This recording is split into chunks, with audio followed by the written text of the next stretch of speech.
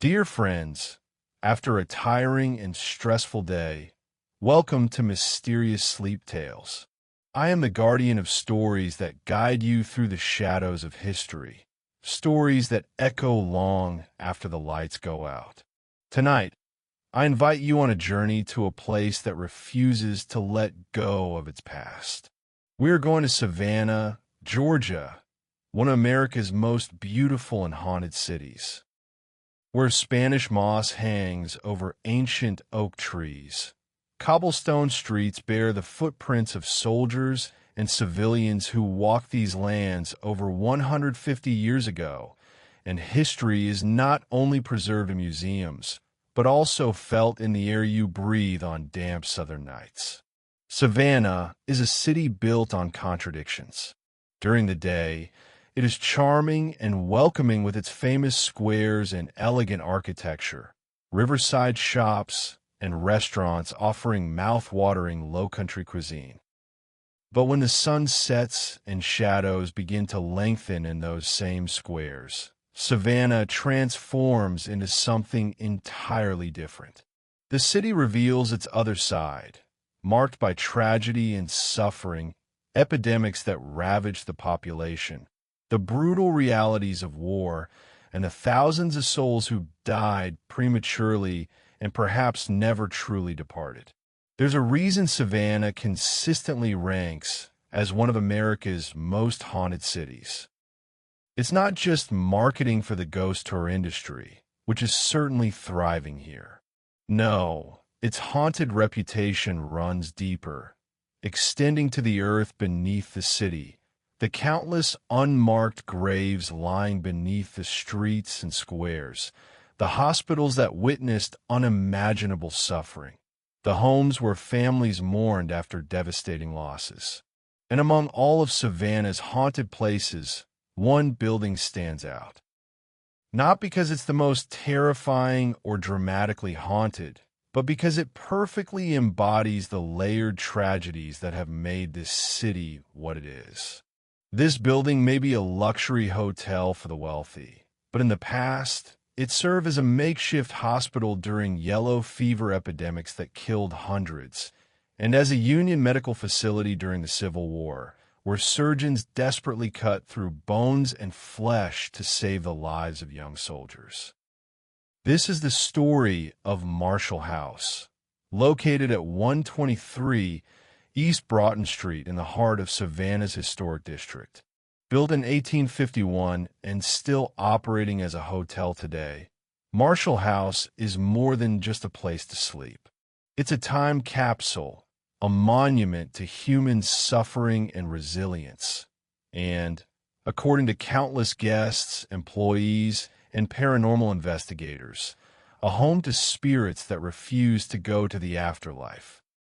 But before we can understand the haunting events, before we can make sense of the ghostly footsteps echoing in the hallways at 3 a.m., or the inexplicable smells of decay emanating from some rooms, or the sensation of unseen hands touching sleeping guests, we need to understand the history.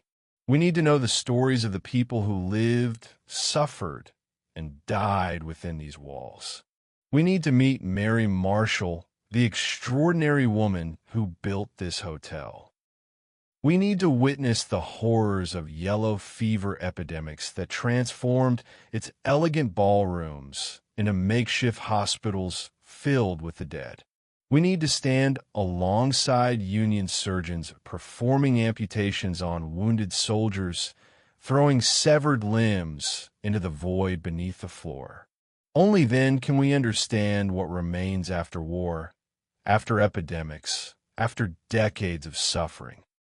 Only then can we understand why this beautiful four-story brick building with its elegant iron veranda is home to ghosts that can never seem to leave. So now, burrow deeper into your pillows. Let the tension of the day flow away. We have a long journey ahead, joy and sorrow, life and death, the visible world and what lies beyond. Marshall House waits, just as it has for over 170 years. Its walls hold secrets Its rooms echo with voices from the past. Our story begins not with death, but with life, with ambition, with a woman who sees an opportunity in a growing city and has the courage to seize it. The woman behind the walls, Mary Marshall. Mary Magdalene Lever Marshall was born in the final year of the American Revolution. In 1783 or 1784, her exact birth date lost to the imprecise record-keeping of that tumultuous time. She entered a world still finding its footing, a new nation struggling to define itself. And she would live to see that nation nearly tear itself apart and then painfully stitch itself back together. By the time she died in 1877 at the age of 93, during the last days of Reconstruction, she had witnessed more American history than most people could imagine. But Mary's story doesn't begin with revolutionary fervor or historical significance. It begins, as so many American success stories do, with inheritance and with the careful passing of wealth and knowledge from one generation to the next. Her father, Gabriel Lever, arrived in Savannah during the colony's early days. He was a French cabinet maker, a craftsman whose skilled hands could transform rough wood into elegant furniture for the homes of Savannah's growing merchant class. Gabriel understood something fundamental about the young city, something that would serve his daughter well in years to come. He understood that Savannah's location made it valuable, that the deep harbor and access to river transportation meant the city would grow, and that land in Savannah would only become more precious as time passed. So Gabriel Lever did what many successful craftsmen and small business owners did in that era. He saved his money carefully, lived modestly, and invested in property.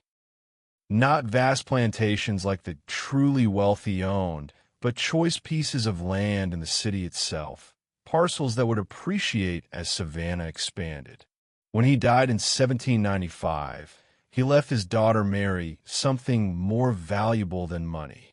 He left her land, location, and the business sense to use both wisely.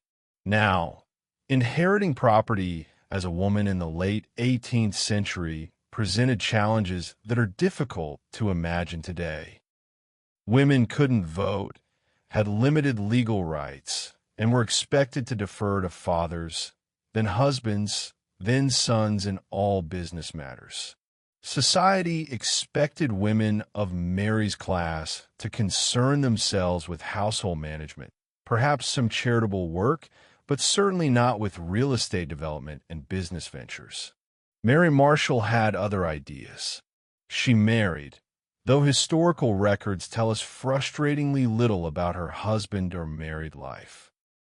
What we do know is that she maintained control of her inherited property and continued her father's tradition of strategic real estate investment. While other women her age were hosting tea parties and needlepointing, Mary was buying and developing land, negotiating leases, and growing her wealth tenfold during her lifetime. She was, in modern terms, a shrewd businesswoman operating in an era when that term didn't really exist for women. She had to be twice as clever, twice as careful, twice as determined as any man in her position. She couldn't afford mistakes because society wouldn't forgive them the way it forgave men's business failures. By the 1840s, Savannah was booming. The city had recovered from the economic devastation of the War of 1812 and was experiencing a railroad boom that would double its size and population. Cotton was king in the American South, and Savannah was one of its primary ports. Massive warehouses lined Factor's Walk and River Street, filled with bales of cotton picked by enslaved people on upland and sea island plantations, waiting to be loaded on ships bound for textile mills in England and the northern United States. The railroad boom brought something else to Savannah: people. Lots of people. Merchants, traders, railroad workers, entrepreneurs, all seeking opportunity in the growing city. And all these people needed somewhere to stay. Savannah had hotels, of course. The City Hotel, built in 1820, was the first. But demand was outstripping supply, and Mary Marshall, with her inherited land and business acumen, saw an opportunity that would define her legacy. In 1851, on a prime piece of property on Broughton Street, in what was rapidly becoming Savannah's premier shopping district, Mary Marshall opened the Marshall House. It wasn't a conversion of an existing building or a simple boarding house expansion. It was purpose-built as a hotel from the ground up, designed to be one of the finest accommodations in the city. And it was magnificent. The four-story brick building rose above Broughton Street, like a statement of ambition and success. The Philadelphia pressed brick used for the exterior gave it a refined elegance, while the Savannah gray brick used throughout the interior provided both beauty and durability. The structure was solid, built to last, each brick laid by skilled hands, each room designed with both comfort and functionality in mind. But perhaps the most striking feature, the element that made the Marshall House instantly recognizable and became its signature, was the iron veranda. In 1857, the hotel's proprietor, Ralph Meldrum, erected an iron veranda in front of the property, stretching 120 feet in length and standing 12 feet both wide and high. This wasn't just functional architecture. It was showmanship. The veranda provided shade and a place for guests to sit and watch the bustle of Broughton Street below. But more importantly, it announced to everyone passing by that this was no ordinary hotel. This was luxury, sophistication, a taste of the grand architecture that made cities like New Orleans and Charleston famous. The interior of the Marshall House matched the exterior's promise. Guest rooms were spacious and well-appointed, with high ceilings that helped air circulate during Savannah's sweltering summers. Beautiful wooden staircases connected the floors, their railings polished to a shine. Fireplaces in many rooms provided warmth during the mild but damp winters. The doors to each guest room were solid wood, fitted with quality hardware, built to last for generations. By 1859, after a full renovation, the hotel reopened with fresh paint, new furnishings, and a reputation as one of the finest places to stay in the entire South. Wealthy planters stayed there when conducting business in the city. Traveling merchants booked rooms for extended stays. Important visitors to Savannah chose the Marshall House because it represented the best the city had to offer. And Mary Marshall, the woman who had inherited her father's land and his business sense, watched her hotel thrive. She collected rents, managed the property, and continued to build her wealth. In a society that limited women's options severely, she had created something remarkable: financial independence and a legacy that would outlast her. But history wasn't finished with the Marshall House or with Mary Marshall. The hotel she had built with such care and vision was about to be tested in ways she could never have anticipated. The first test came not from war, but from disease. Savannah's location, which made it such a successful port city, also made it vulnerable. The same humid, subtropical climate that allowed cotton and rice to flourish also created perfect conditions for mosquitoes. And in the 19th century, before anyone understood how diseases spread, before anyone knew that mosquitoes carried deadly viruses, Savannah's mosquito problem was about to become a nightmare. The summer heat would arrive in May and wouldn't relent until October. The marshes surrounding the city bred mosquitoes in the millions. They swarmed through the streets at dusk, invaded homes through any open window, and nobody thought much about them beyond the annoyance of their bites. Nobody understood that when an Aedes aegypti mosquito bit someone infected with yellow fever and then bit someone else, it was passing along a virus that could kill in a week. Nobody knew that the fancy rain barrels wealthy citizens kept to collect water for their gardens were perfect breeding grounds for these disease-carrying insects. Nobody realized that every standing puddle, every decorative fountain, every neglected container was producing more mosquitoes and therefore more potential for death. They only knew that when summer came, people started getting sick, and sometimes lots of people started dying. Mary Marshall's hotel, with its elegant rooms and fine furnishings, was about to become something else entirely. It was about to become a hospital, filled not with vacationing wealthy planters or traveling businessmen, but with the dying. The polished floors would be stained with the dark vomit that gave yellow fever its terrifying reputation. The beautiful staircases would echo with the groans of the afflicted. The guest rooms would become death rooms. But that horror still lay ahead.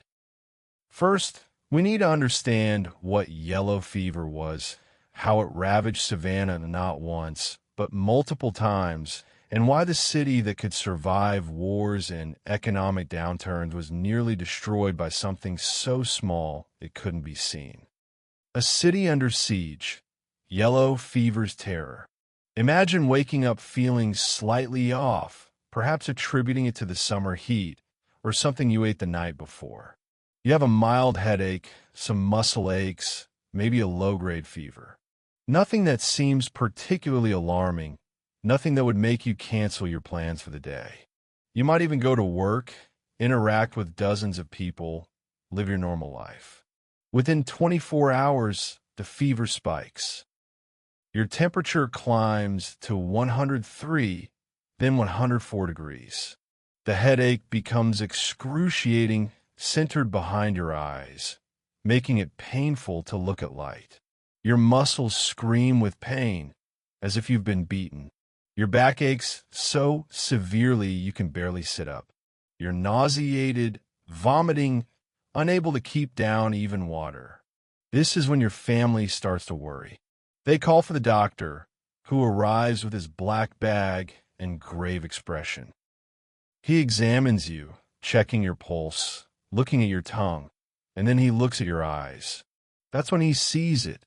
The whites of your eyes are turning yellow. Jaundice. Your skin is taking on a yellowish tint too, as the virus attacks your liver. The doctor knows what this means. He's seen it before. This isn't malaria or typhoid or any of the other fevers that plagued 19th century cities. This is yellow fever. And he knows, though he probably doesn't tell your family yet, that you have perhaps a 50% chance of survival once the symptoms have progressed this far. If you're lucky, very lucky, the fever will break after 3 or 4 days. You'll enter a remission period where you actually feel better, where your family allows itself to hope. But yellow fever is cruel. For many patients, this remission is just the eye of the storm. When the disease returns, it returns with a vengeance. This is the toxic phase, and it's apocalyptic. Your liver begins to fail completely. The jaundice deepens until your skin looks almost green. You begin bleeding internally from your gums, from your nose, from your intestines. When you vomit now, it's not just bile. It's blood, dark and thick, the color and consistency that gave it the nickname black vomit. One of the most terrifying phrases in the 19th century medical vocabulary. Your kidneys start to fail. You become delirious, fevered, sometimes seizing. The hemorrhaging spreads. Blood appears in your stool. You might bleed from your eyes. The bed sheets are stained with blood and vomit. The smell in a room becomes overwhelming, sweet and metallic and rotten all at once. And then If you're among the unlucky ones, you die.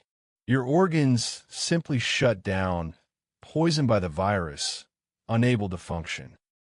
Death typically comes within 7 to 10 days of the first symptoms, though some linger longer, suffering more.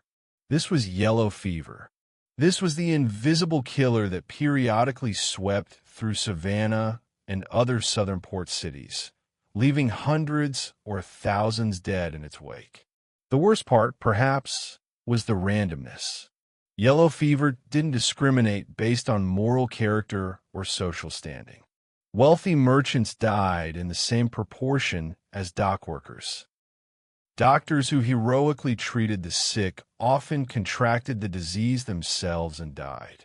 Young, healthy people in the prime of life seemed particularly vulnerable, while sometimes the elderly or children would survive. Nobody understood why. The disease seemed to appear out of nowhere, like a punishment from an angry god. It struck in the summer and fall, when the heat was most oppressive, and then disappeared with the first frost. This seasonal pattern led many doctors to believe it came from miasmas, poisonous vapors rising from swamps and rotting vegetation. They thought if they could just drain the marshes or clean up the streets, they could prevent the disease. They were wrong. Cleaning up helped somewhat, but not for the reasons they thought. Removing standing water reduced mosquito breeding grounds, but nobody knew that was the mechanism. The disease wasn't in the air, it was in mosquitoes. And those mosquitoes were everywhere. Let's go back to 1820, when Savannah was a relatively small city of about 7,500 people. It was July, the hottest part of summer. On June 26th, Dr. William Waring noticed something unusual about one of his patients. The fever wasn't behaving like the remittent fever, probably malaria, he'd been treating all summer. This was different. The patient died after just 3 days. 2 weeks later, another case. A man's eyes turned yellow, and he died, bleeding profusely. Then Patrick Stanton fell ill on July 16th and died 4 days later, vomiting the telltale black vomit. Dr. Waring knew then what they were facing. Yellow fever had come to Savannah. The disease moved through the city like wildfire. Within weeks, hundreds were sick. Within 2 months, nearly 700 were dead. In some areas, entire families were wiped out. Doctors, heroically trying to treat the sick, fell ill themselves. 2 of Savannah's most respected physicians died caring for yellow fever patients. The city's infrastructure collapsed. So many people were sick or caring for the sick or fleeing the city that businesses closed. The government barely functioned. Bodies piled up faster than they could be buried. Mass graves were dug in Colonial Park Cemetery and other burial grounds. Sometimes the graves weren't even marked. Just trenches in the earth, bodies wrapped in shrouds or simple wooden boxes, covered with lime and dirt forgotten. By September 15th, 1820, only 1,500 people remained in Savannah out of an original population of 5,000. The rest had either died or fled. The city was almost a ghost town, its streets empty, its shops shuttered, its homes filled with the sick and dying or already abandoned by survivors who had run away hoping to escape the disease. When the first frost finally came in November, killing the mosquitoes, the epidemic ended as mysteriously as it had begun. The survivors returned to a changed city. Nearly 700 dead out of 5,000 residents. That's a mortality rate of 14%. In modern terms, it would be like New York City losing 1.2 million people in a single summer. The trauma was immeasurable. Almost every family in Savannah had lost someone. Children were orphaned. Businesses were ruined. The psychological impact of watching your neighbors, friends, family members die horrible deaths while you waited to see if you would be next cannot be overstated. And here's where the Marshall House enters this terrible story. During the 1820 epidemic, the hotel didn't exist yet. But Mary Marshall, then about 36 or 37 years old, lived through it. She saw what yellow fever could do to a city. She witnessed the suffering, the death, the mass burials. And she would remember, because yellow fever would return. It always returned. In 1854, another epidemic struck Savannah, and this time the Marshall House was standing. The hotel had been open for 3 years, had established its reputation as a fine establishment, was making money from Mary Marshall. And then the fever came. This epidemic had a particular character that makes it especially tragic. In 1819, just before the 1820 epidemic, many Irish immigrants had arrived in Savannah on ships. The city, fearing disease, had passed an act to try to prevent immigrant ships from arriving. It didn't work. The immigrants kept coming because Ireland was suffering through famines and economic devastation, and America represented hope. By 1854, Savannah had a substantial Irish population. Many worked as laborers, doing the hard, physical work that built the city's infrastructure. They dug ditches, built roads, loaded and unloaded ships at the docks. They were often the newest arrivals, the most vulnerable, the ones with no immunity to the diseases that native-born Southerners have been exposed to all their lives. When yellow fever struck in August 1854, it specifically targeted this population. Almost half of the 650 people who died in that epidemic were Irish immigrants. Recent arrivals were especially vulnerable. One Irish man, Bartholomew Stevens, 23 years old, had been in Savannah for just 2 weeks when he died on October 17th. Another, Michael Bennett, aged 25, lasted only 10 days before dying on October 23rd. The city tried to hide the epidemic at first.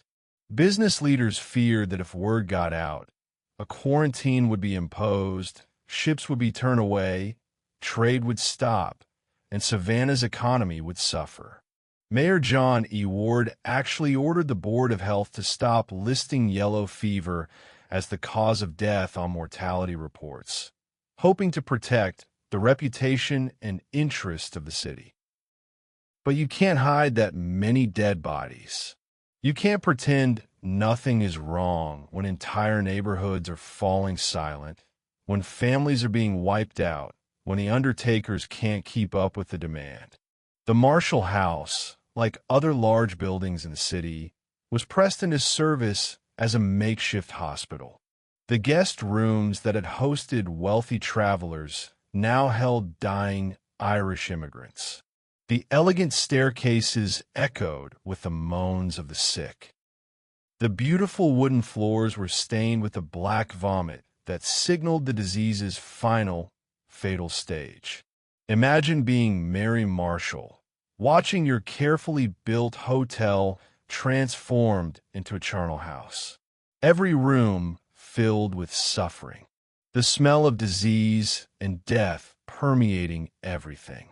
The knowledge that her property might never recover its reputation, that wealthy guests might never want to stay in rooms where so many had died so horribly. But she offered the hotel anyway. Because when hundreds are dying and the official hospital is overflowing, what else can you do? You open your doors. You help however you can. You try to save who you can save and comfort who you can. The doctors and nurses who worked in these makeshift hospitals were heroes. They knew they were risking their own lives. They knew that close contact with patients increased their chances of contracting the disease. They did it anyway because someone had to. How many people died in the Marshall House during the 1854 epidemic? We don't know exactly. Record keeping was imperfect, and as I mentioned, the city was actively trying to undercount yellow fever deaths for economic reasons. But we know the hotel was used as a hospital, and we know over 650 people died in the city. Some of those deaths certainly occurred within the Marshall House's walls, and the epidemic wasn't finished with Savannah. In 1876, yellow fever returned again, killing over 1,000 people. Once more, the Marshall House was pressed into service. Once more, its rooms filled with the dying. Once more, Mary Marshall, now in her 90s and nearing the end of her own life, watched her hotel become a hospital. Think about the cumulative trauma. Generation after generation of Savannah families watching loved ones die from this disease. The same hospitals and makeshift hospitals seeing wave after wave of patients, many of whom they couldn't save. The same cemeteries filling with yellow fever victims. The same streets going quiet as another epidemic peaked. The psychological and spiritual weight of all this death, all this suffering, would seem impossible to bear. And yet the city endured, and the Marshall House endured. The building absorbed all this pain, all these deaths, layer upon layer of tragedy, soaking into its brick walls and wooden floors. Is it any wonder, then, that some people believe the building is haunted? That they report smelling decay in certain rooms where nothing is rotting? That they hear children crying when no children are present? That they see figures in old-fashioned clothing walking the hallways? We'll explore those hauntings in detail later. But first, we need to understand the Marshall House's most significant transformation, the event that left the deepest mark on the building and may explain why the hauntings are concentrated in certain areas. We need to understand what happened when Union General William Tecumseh Sherman arrived in Savannah in December 1864, and the Marshall House became a hospital once again, but this time for wounded soldiers. And this time the suffering would leave physical evidence that wouldn't be discovered for over a century. Sherman's March and Savannah's surrender. November 15th, 1864. Atlanta, Georgia. The city is burning. Not by accident. Not because of stray sparks from campfires or careless handling of ammunition. Atlanta is burning because Union General William Tecumseh Sherman has ordered it burned. His troops have spent days systematically destroying anything of military value. Railroad tracks heated and twisted into useless shapes, warehouses full of supplies set ablaze, factories demolished, the infrastructure of war dismantled piece by piece. Sherman stands on a hill overlooking the city, watching smoke rise into the sky, and he's about to do something no American general has done before. He's about to cut himself off from his supply lines and march an army of 62,000 men across enemy territory with no lifeline back to Union-controlled areas. He's going to implement a strategy he calls hard war, but what future historians will recognize as one of the first examples of total war. The intentional targeting of not just enemy armies, but the economic and psychological foundations that support those armies. His destination is Savannah, 285 miles to the southeast. His goal is to prove to the Confederate population that their government cannot protect them, that the South cannot win this war, that continued resistance is futile. He wants to make Georgia howl, to break not just military resistance, but the will to resist. President Abraham Lincoln is skeptical. So is General Ulysses S. Grant initially. The plan seems too risky. What if Confederate forces cut off Sherman's retreat? What if his men starve? What if this gamble fails spectacularly and hands the Confederacy a much-needed victory? But Sherman is persuasive, and Grant trusts him. On November 2nd, Grant sends Sherman a simple telegram: "Go, as you propose." So on November 15th, Sherman's army marches out of Atlanta. They're organized into two wings, each about 30,000 men, marching roughly parallel to each other about 30 miles apart. They move southeast, living off the land, taking food from farms and plantations, destroying anything that might support the Confederate war effort. The march is devastatingly effective because Sherman understands something fundamental about modern warfare. He understands that armies don't exist in isolation. They need food, clothing, ammunition, railroad tracks to move supplies, factories to produce weapons, farms to feed soldiers. Destroy those things, and you don't need to destroy the army itself. You cripple its ability to fight. His soldiers follow what he calls foraging liberally on the country. In practice, this means they take whatever they need and destroy whatever might be useful to the enemy. They burn cotton gins and barns.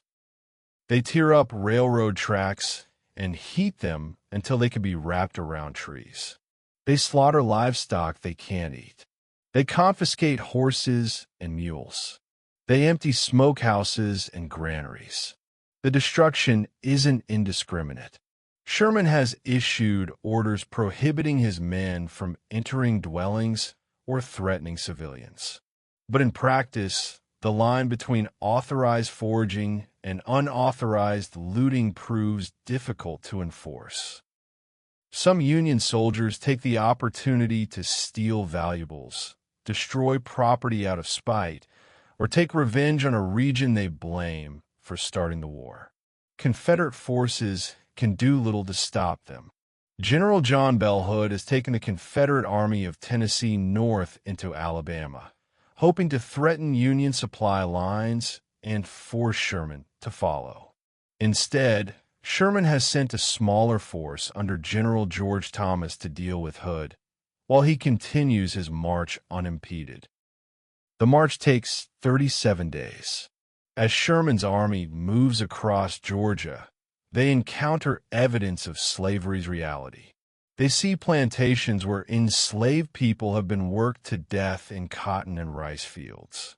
They free enslaved people who then face an impossible choice: try to follow the Union Army into an uncertain future, or stay in the only place they've ever known, now stripped of resources. Thousands choose to follow. They trail behind the army, vulnerable, often dying of exposure or hunger along the way, but hoping that somehow Union victory will mean freedom, will mean a better life. By early December, Sherman's forces reach the outskirts of Savannah. The city is fortified, defended by Confederate General William J. Hardee and about 10,000 troops. Hardee has had time to prepare, has built defensive positions, has flooded rice fields to create obstacles for any attacking force. Sherman doesn't immediately attack. Instead, he begins a siege surrounding the city, cutting off supply routes. His first priority is capturing Fort McAllister, a Confederate earthwork fortification protecting the Ogeechee River approach to Savannah. If he can take the fort, he can open communication with the Union Navy and receive supplies by sea. On December 13th, a division of Sherman's troops assaults Fort McAllister. The attack is brief and successful.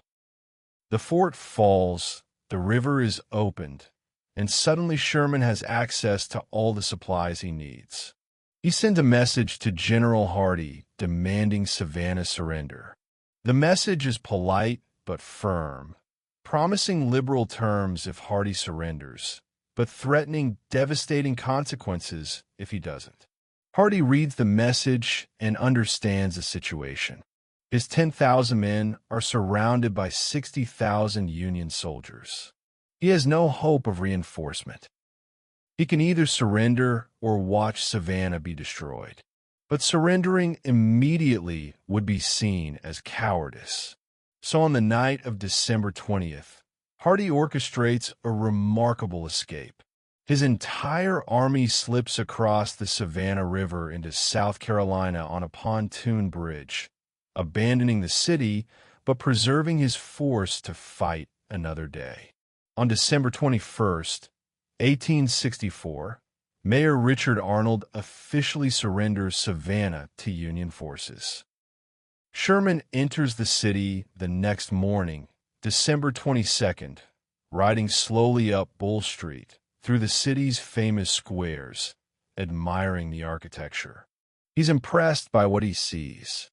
The city of Savannah was an old place, he would later write in his memoirs, and usually accounted a handsome one. Its houses were of brick or frame, with large yards, ornamented with shrubbery and flowers, its streets perfectly regular, crossing each other at right angles. Sherman immediately telegraphs President Lincoln, "I beg to present you as a Christmas gift the city of Savannah, with 150 heavy guns and plenty of ammunition, also about 25,000 bales of cotton." Lincoln, who has been anxiously awaiting news of Sherman's whereabouts for over a month, is delighted.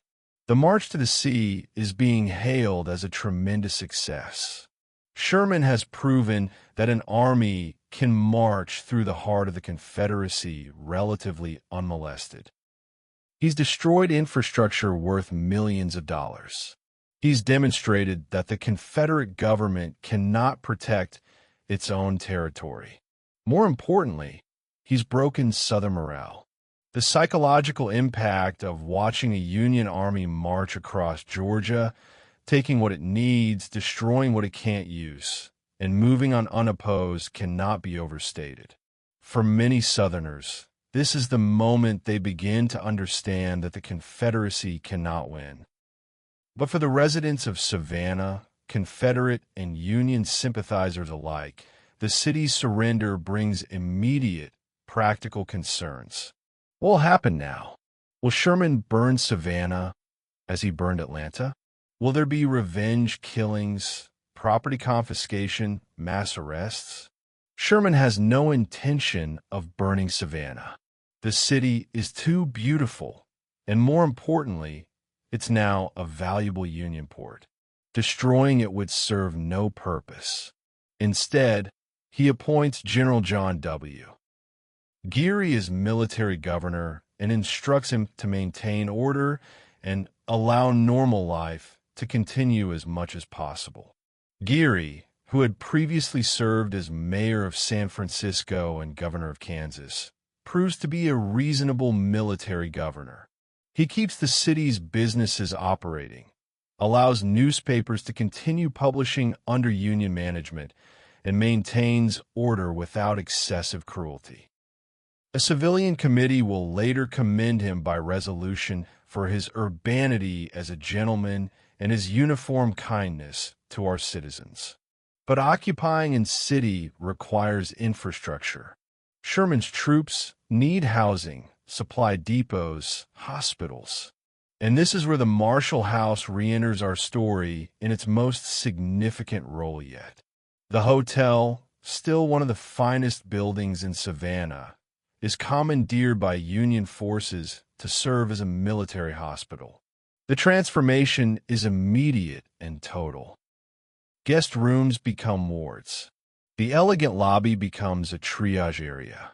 The dining room becomes a surgical theater, and the surgeons get to work. Civil War medicine was barbaric by modern standards. Anesthesia existed, but was often in short supply. Antiseptic procedures weren't understood. Doctors routinely operated with unwashed hands and unsterilized instruments. The germ theory of disease wouldn't be widely accepted for another 20 years. Wounded soldiers arrived at the Marshall House Hospital with gunshot wounds, shrapnel injuries, and infected wounds that had festered for days or weeks. The most common treatment for severe limb wounds was amputation. If a soldier's arm or leg was shattered by a mini ball, the heavy lead bullets fired by Civil War muskets. If infection had set in, if gangrene threatened, the limb had to come off. Amputation surgery was relatively quick. A skilled surgeon could amputate a limb in about 10 minutes. The patient would be given chloroform or ether, if available, strapped to the operating table, and the surgeon would work fast. Cut through flesh with a scalpel, saw through bone, tie off major blood vessels, fold skin flaps over the stump, stitch everything closed as well as possible. Next patient. But where did the amputated limbs go? In a typical field hospital, they might be burned or buried immediately. But the Marshall House wasn't a purpose-built hospital. It was a hotel being used as a hospital. Its infrastructure wasn't designed for medical waste disposal. The surgeons were overworked, focused on saving lives, not on proper disposal of biological materials. So the amputated limbs were tossed into the crawl space beneath the first floor. Arms and legs, hands and feet, all of them severed from young soldiers, some of whom would survive their amputations, and others who would die of shock or infection in the days that followed. The limbs piled up in the darkness beneath the floor, and after the war ended, after the Union troops left Savannah, nobody seemed to remember they were there. Sherman's army remained in Savannah for about 6 weeks. They whitewashed trees, cleaned streets, generally improved the city's appearance, according to Sherman's later boasts. On February 1st, 1865, the last of Sherman's corps left the city, heading north for the Carolina campaign that would prove even more destructive than the March to the Sea. But the Marshall House remembered. The building had absorbed 6 weeks of surgery and suffering, of young men screaming as limbs were sawed off, of blood seeping through floorboards, of the terrible smells of infection and gangrene and death. And beneath the floor, in the cool darkness of the crawl space, the amputated limbs remained, slowly decomposing, forgotten. The war would end 3 months later with Lee's surrender at Appomattox.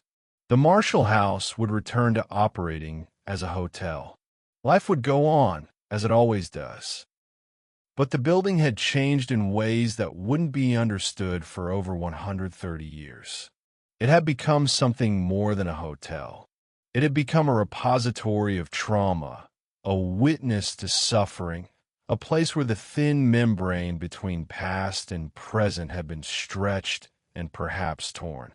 Mary Marshall, by now in her 80s, would live to see the war end and Reconstruction begin. She maintained ownership of the hotel until 1914, though she leased it to operators. She died in 1877, just as Reconstruction was ending, having witnessed almost the entire arc of American history from its revolutionary beginning to its Civil War crucible and painful rebuilding. But her hotel would continue. It would operate for another 80 years, hosting guests who had no idea they were sleeping in rooms where yellow fever victims and wounded soldiers had died, walking across floors that concealed the physical remains of wartime surgery. And then, in 1957, the Marshall House closed its doors. The building was no longer economically viable as a hotel. The upper 3 floors were abandoned. The ground floor continued to house various shops and stores, but the beautiful hotel rooms sat empty, gathering dust, their secrets locked away. The building would remain closed for 42 years, through the Civil Rights era, through Vietnam, through the Cold War. Savannah changed around it, grew and modernized, while the Marshall House stood silent, a relic of another time. Until 1998, when developers decided to restore the building and reopen it as a historic hotel. And that's when the workers made a discovery that would change everything. The discovery beneath the floorboards. The late 1990s marked a renaissance for historic preservation in Savannah. The city had discovered that its historic architecture, which many communities had demolished in the name of progress, was actually an enormous economic asset. Tourists came from around the world to see Savannah squares, its antebellum mansions, its cobblestone riverfront. Historic hotels, in particular, were proving popular, offering visitors a chance to step back in time while enjoying modern amenities. HLC Hotels, a local Savannah company that specialized in operating historic properties, saw potential in the abandoned Marshall House. Yes, it had been closed for over 40 years. Yes, the upper floors were in rough shape, untouched since the 1950s. But the bones of the building were good. The structure was solid. The location on Broughton Street was perfect. With careful restoration, the Marshall House could become a flagship property, Savannah's oldest operating hotel, a living piece of history. So in 1998, the renovation began. The workers who started the project expected challenges. Old buildings always present problems. You never know what you'll find behind walls or under floors. Outdated electrical systems need complete replacement. Ancient plumbing has to be modernized. Sometimes there's water damage or structural issues that weren't visible during initial inspections. What they didn't expect was the smell. It started on the first floor in what would become the lobby and restaurant areas. Some of the wooden floorboards were damaged and needed replacement. Normal renovation work, nothing unusual. Workers began prying up boards, examining the crawl space beneath to see what condition the subflooring was in. And that's when the smell hit them. Now old buildings have odors. Decades of dust and mildew, rodent droppings, stagnant air that hasn't circulated in years. Renovation workers are used to unpleasant smells. But this was different. This was organic, biological, the unmistakable smell of decay.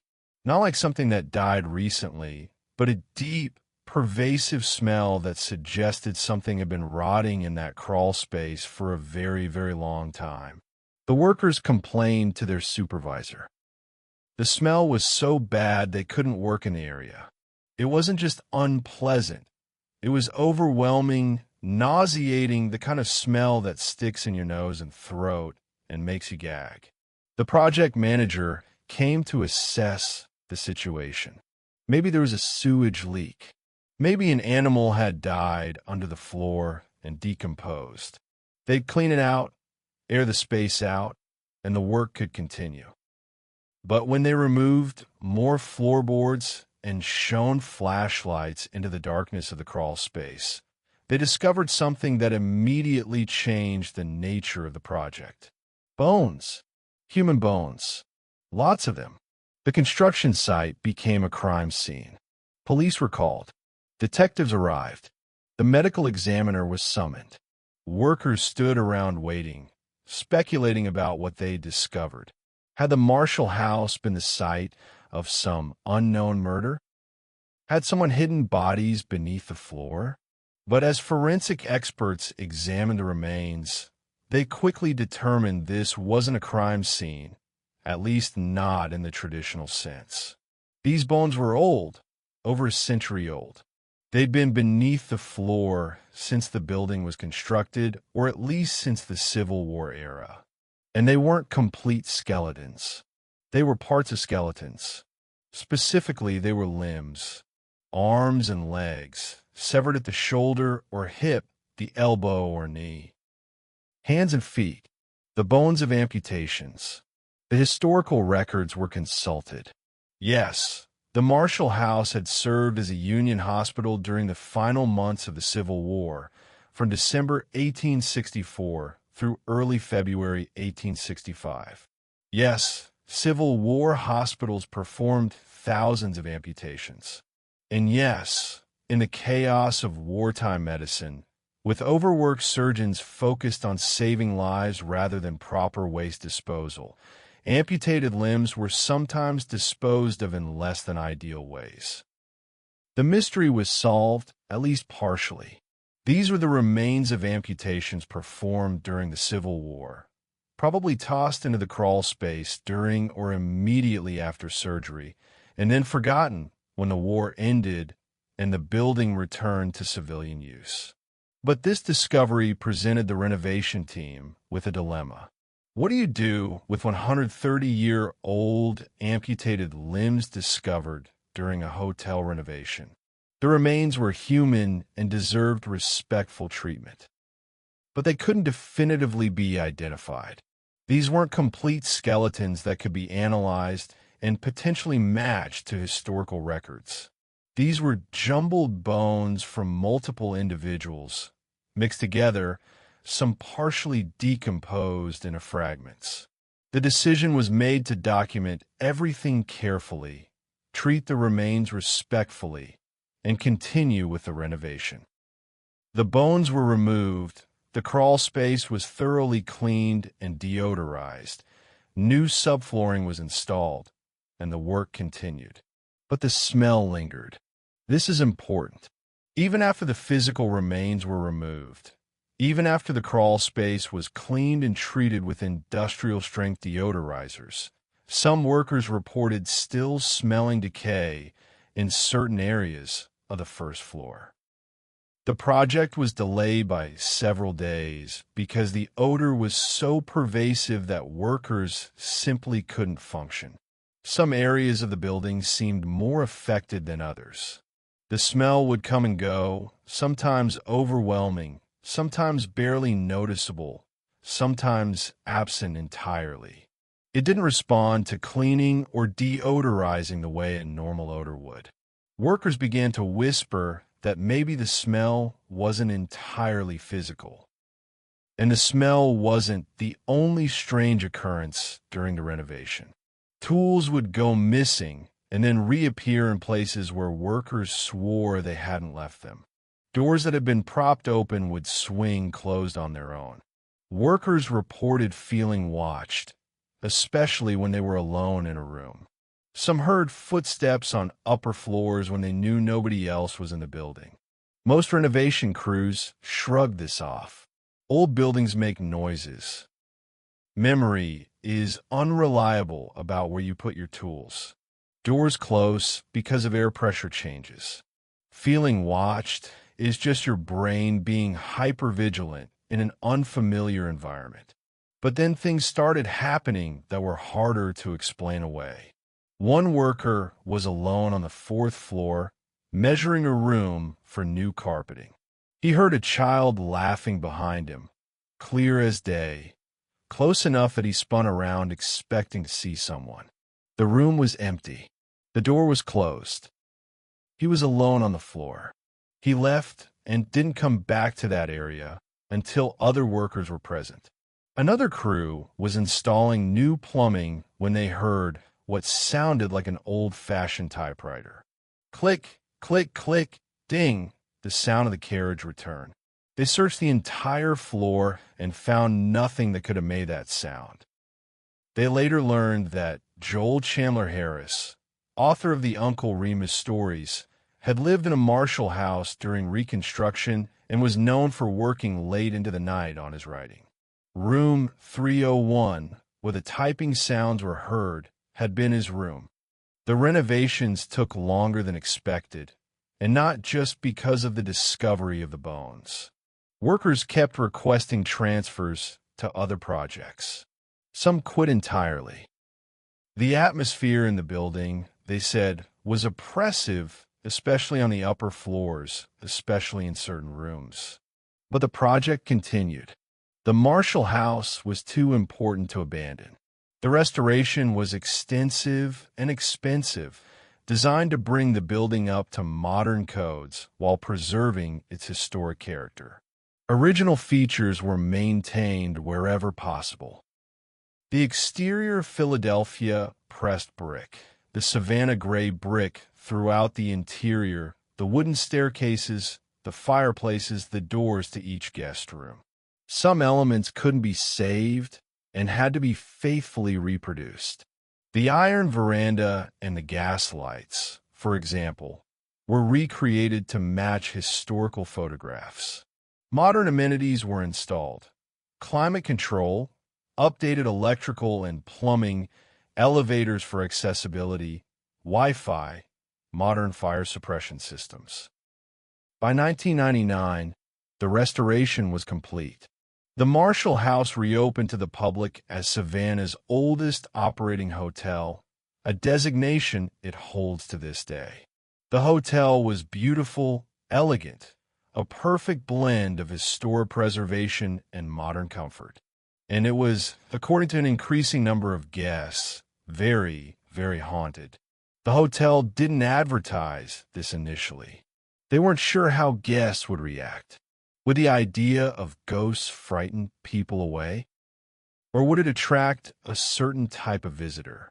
The answer, it turned out, was the latter. As word spread about strange occurrences at the Marshall House, as guests began sharing their experiences online, as local ghost tour companies started including the hotel in their routes, the hauntings became part of the Marshall House's identity. The hotel embraced it carefully. They didn't exaggerate or make up stories. They didn't need to. The stories told themselves. Guests reported experiences, staff members had their own encounters, and the hotel simply acknowledged that, yes, unusual things happen here. Yes, we have a history that includes death and suffering. Yes, some people believe the spirits of those who died here never left. Today, the Marshall House is featured on lists of America's most haunted hotels.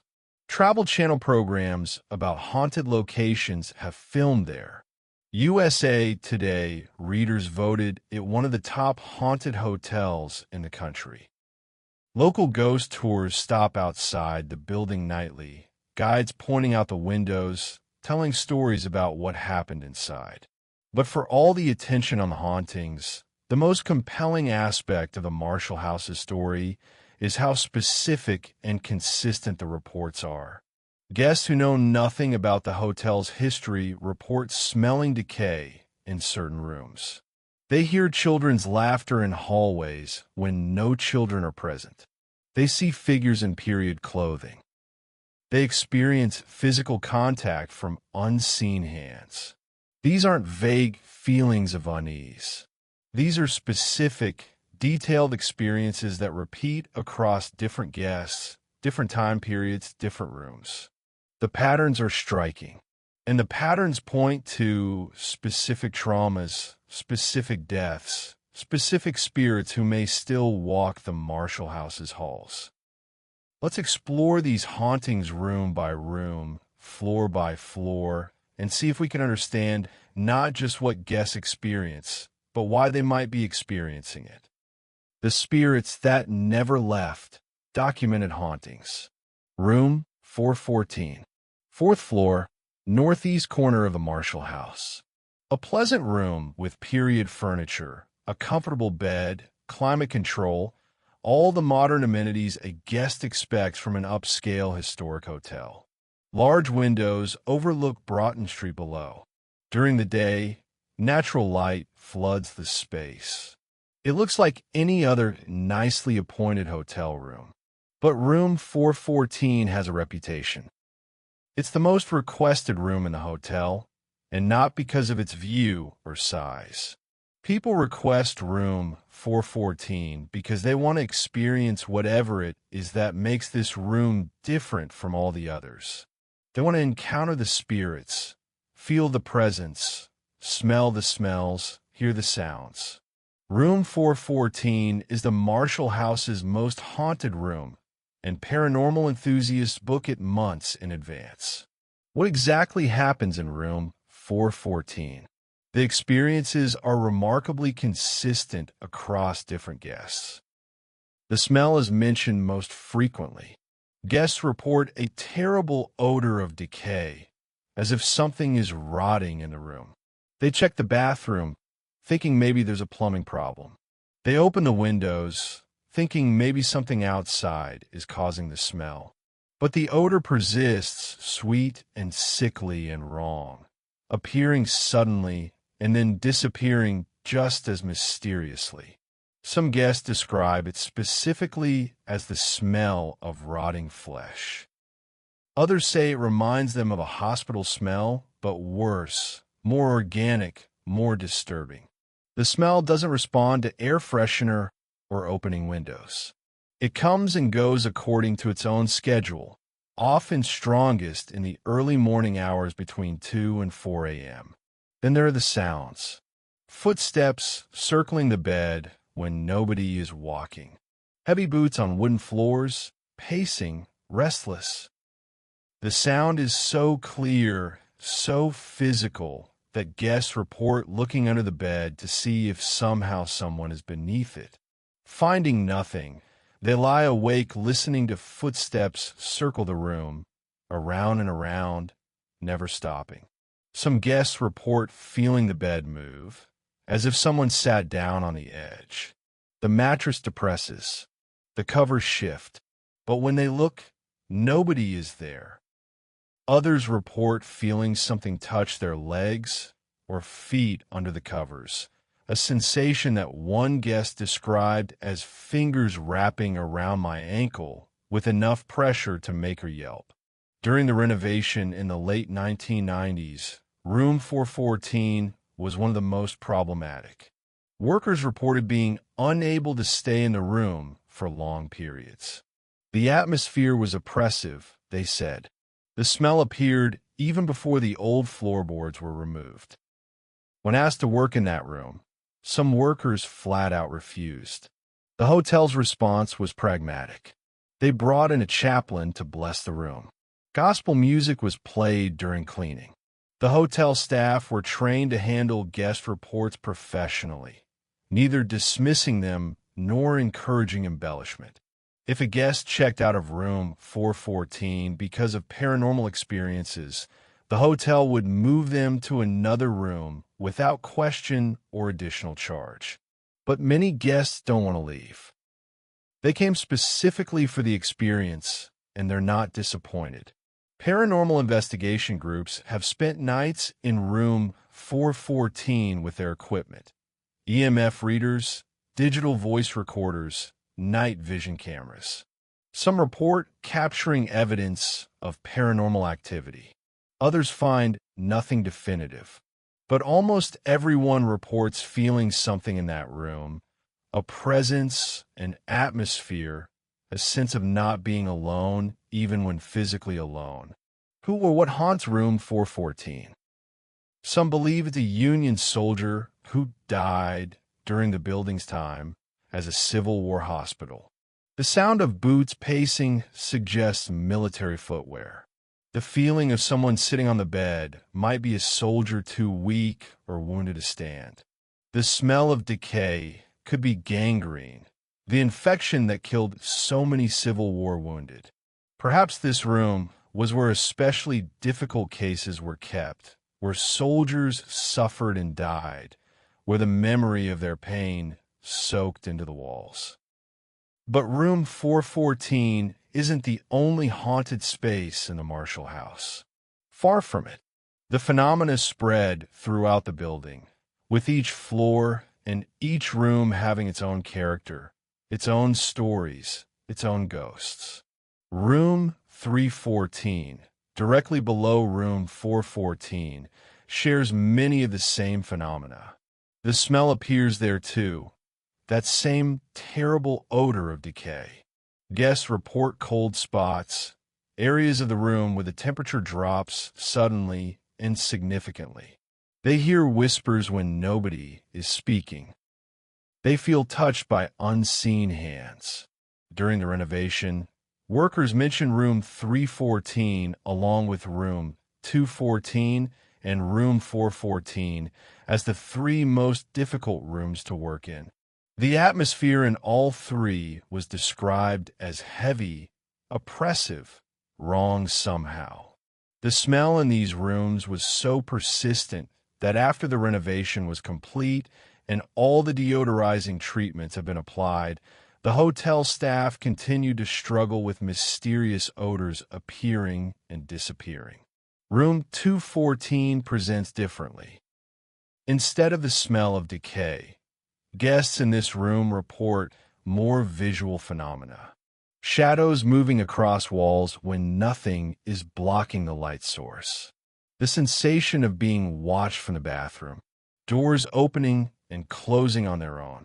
The bathroom door seems particularly active in room 214, swinging open after guests close it, closing after they open it, as if some unseen presence is playing tricks or simply going about their own routine in a space they still consider theirs. One guest reported waking in room 214 to see a woman standing at the foot of the bed, wearing what looked like a nurse's uniform from the mid-1800s. The figure was translucent, grayish, and completely silent.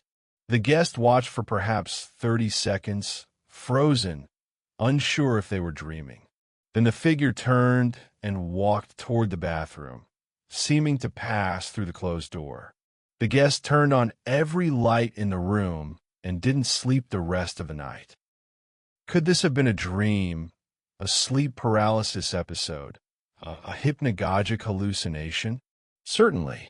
But the description matches other reports from the Marshall house of a woman in old-fashioned clothing, sometimes in a nurse's uniform, sometimes in a simple dress, appearing briefly and then disappearing. Moving down to the second floor, room 202 has its own distinct character. This room is tucked around a corner, somewhat isolated from the other rooms, with its own staircase leading to a door that exits to the street. Guests in room 202 report feeling particularly isolated, cut off, even though they're in a hotel full of people. The sounds here are different. Instead of footsteps or voices, guests report hearing scratching sounds inside the walls, as if something is trying to get in or out. Rappings on the door when nobody is in the hallway. The sensation of pressure on the chest at night, as if something is sitting on them, though nothing is visible. One guest described waking to find she couldn't move, couldn't speak, could only watch as a dark shape moved across the room toward her bed. She tried to scream, but couldn't make a sound. The shape loomed over her, and she felt intense cold, as if all the warmth was being drained from her body. Then suddenly, she could move again, could breathe, could scream. She turned on every light, grabbed her phone, and spent the rest of the night in the lobby until dawn. Sleep paralysis can explain the inability to move or speak.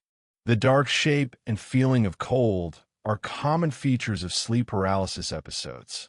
But the guest swears she was fully awake, that she could hear traffic outside, could see the alarm clock's display, could process what was happening even though she couldn't physically respond.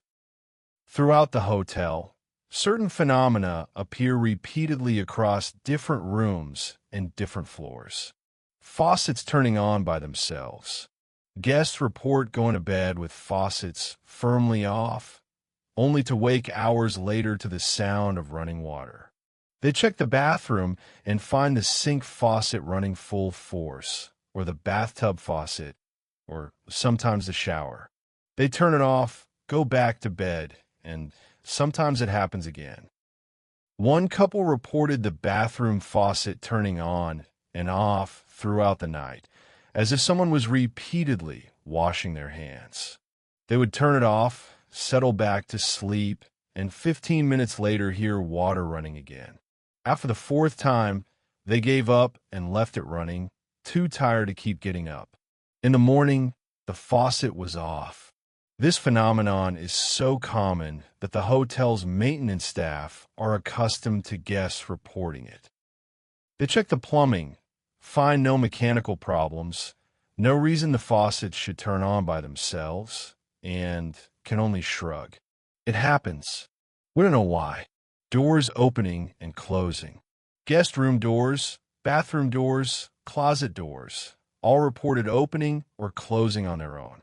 Sometimes it's a slow, deliberate movement, as if someone is carefully pulling the door.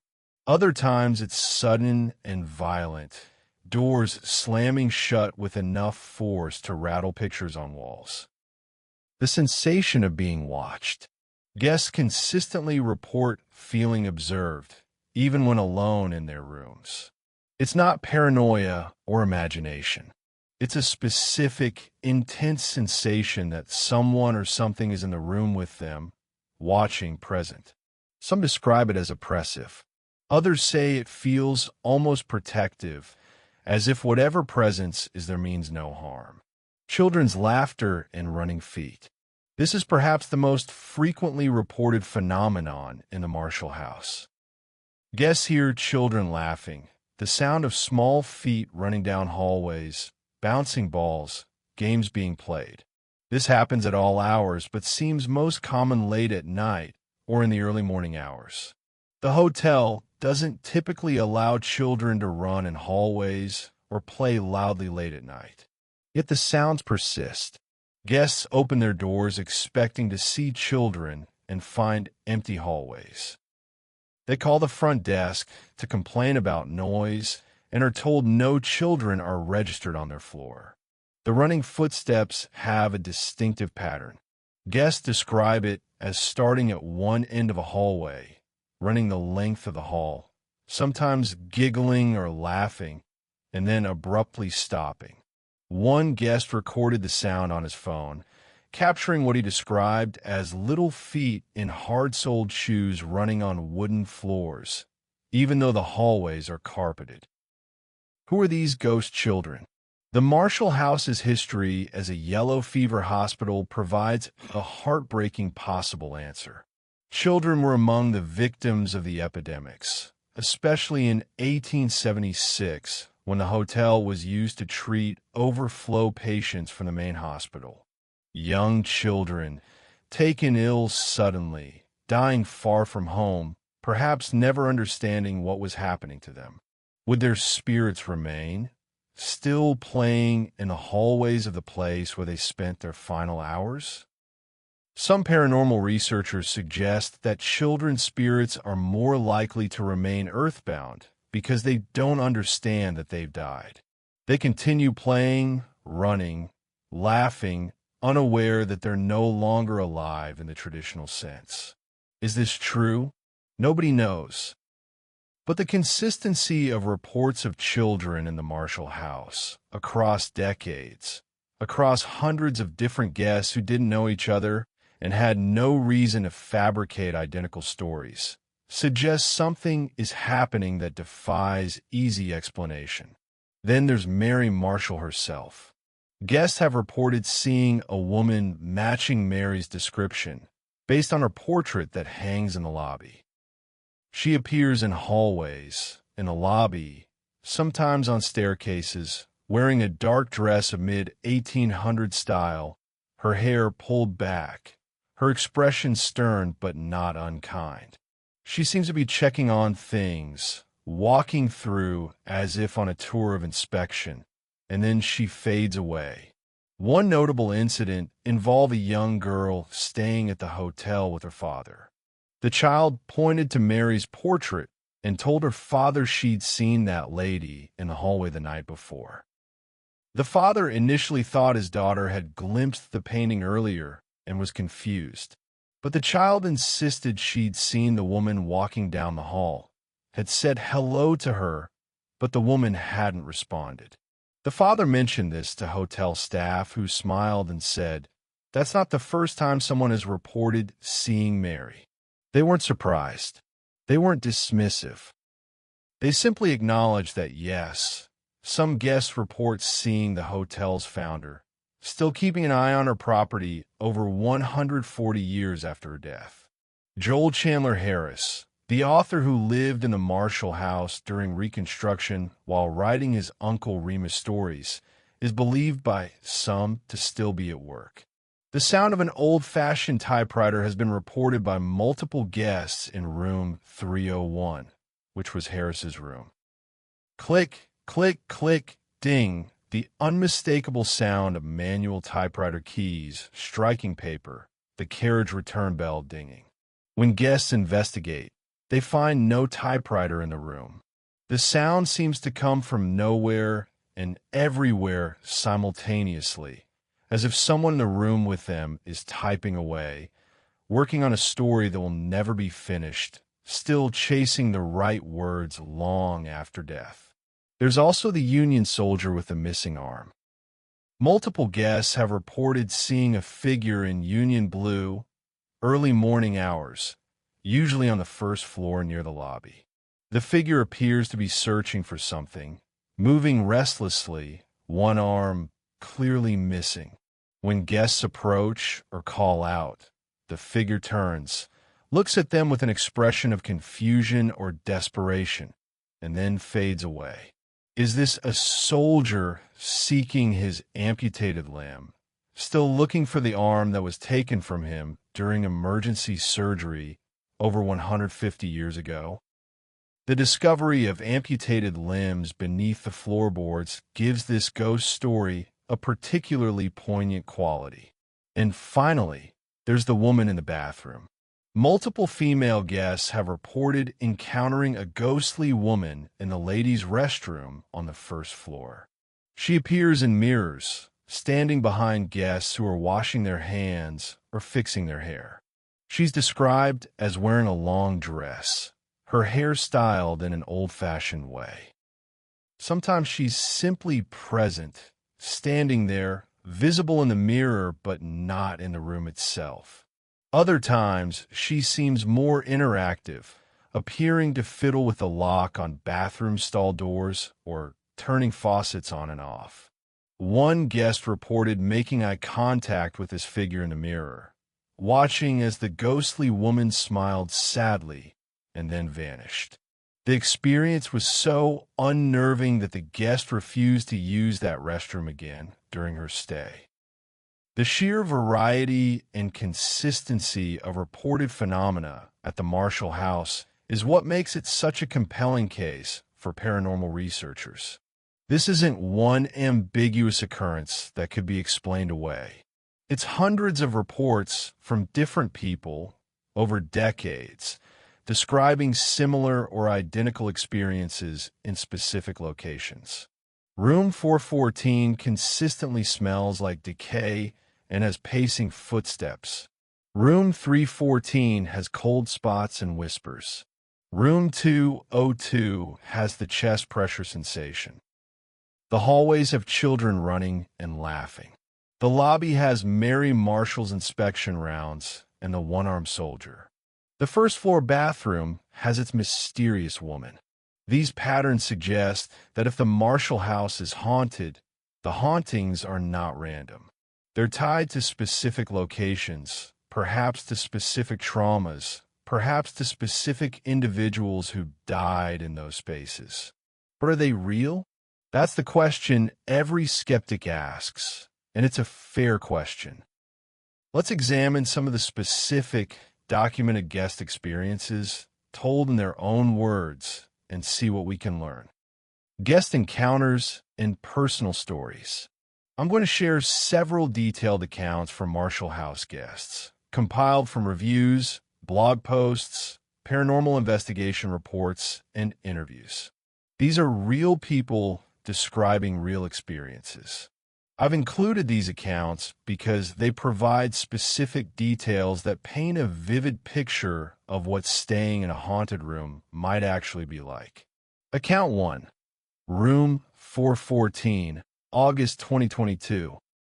A couple from California, both in their 40s, booked room 414 specifically because of its haunted reputation.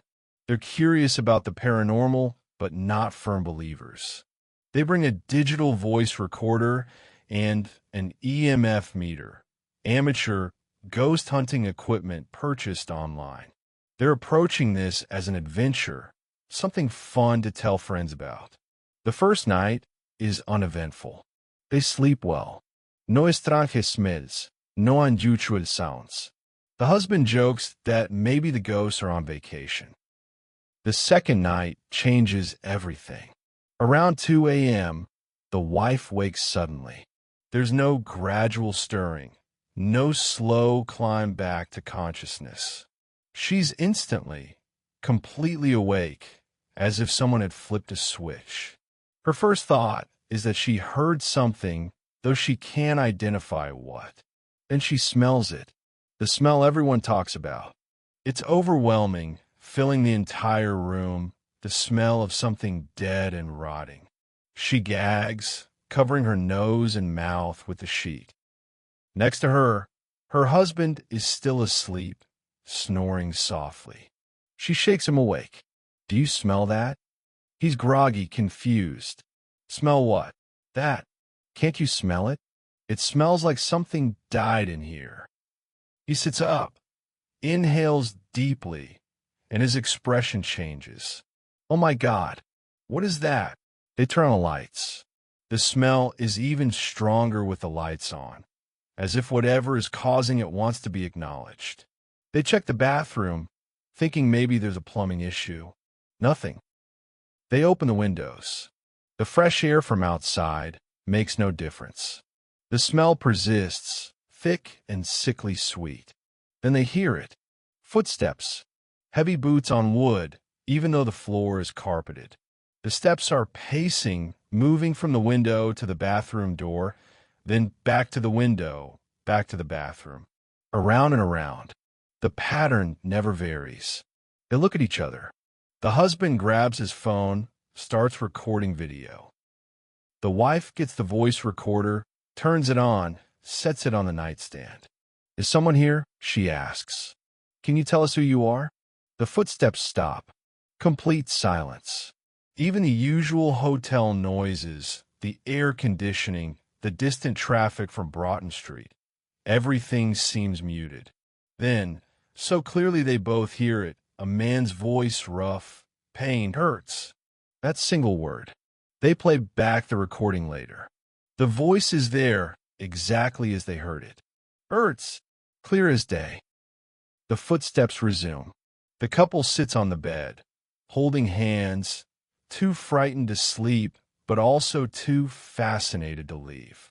They stay up the rest of the night, listening to the footsteps pace, smelling that terrible smell, occasionally asking questions into the darkness and getting no response. At dawn, the footsteps stop. The smell fades. By the time the sun is fully up, the room feels normal again, just a pleasant hotel room with period furniture and a nice view of the street. They check out the next morning, not because they're angry or feel cheated, but because they got exactly what they came for, and it was more intense than they'd bargained for. The wife later writes in a review, "We came looking for ghosts, and we found them. But I don't think I'll ever forget that smell or that voice saying hurts, or the way my skin crawled knowing something was in that room with us that we couldn't see." Account 2. Room 202, October 2023. A woman traveling alone for business books room 202 without knowing anything about the Marshall House's haunted reputation. She chooses the hotel because it's well-reviewed, conveniently located, and the rates are reasonable. She's exhausted from a long day of meetings, checks in, goes straight to her room, and falls asleep almost immediately. She wakes at 3:17 a.m. She knows the exact time because she checks her phone, and she can't move. Her arms are pinned to her sides. Her legs won't respond to her commands to move. She tries to call out, but no sound comes. She's completely pained. She feels pressure on her chest, as if something heavy is sitting on her, pressing down, making it hard to breathe. The pressure increases. She's fighting to inhale, her heart racing, terror complete and absolute. And it's cold. So cold. Like all the heat has been sucked out of the room, out of her body. Her breath should be visible in this cold, but the room is too dark to see anything except that shadow, that presence, that thing pressing down on her. Then, just as suddenly as it began, it ends. She can move again. She gasps, rolls out of bed, hits the floor hard, scrambles to the light switch, floods the room with light. Nothing there, just a normal hotel room. But her chest aches where the pressure was, and when she checks later, she has what look like bruises, finger marks, as if someone grabbed her. She doesn't sleep the rest of the night. She sits in the chair by the window, every light on, waiting for dawn. When she checks out the next morning, the desk clerk asks how her stay was. She hesitates, then says, "Did something happen in room 202? The clerk's expression changes, becomes more careful. "Why do you ask?" She describes what happened.